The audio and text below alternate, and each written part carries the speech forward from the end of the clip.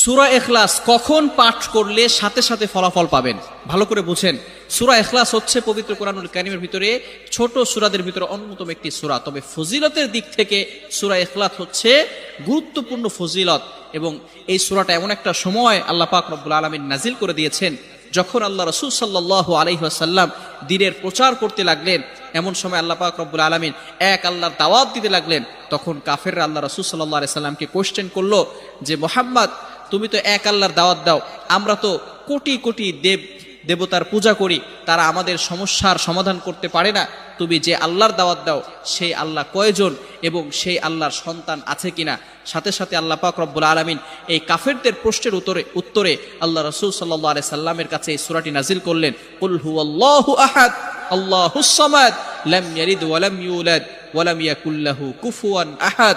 আল্লাহ পাক রব্বুল আলামিন এক, অদ্বিতীয়, এবং আল্লাহ পাক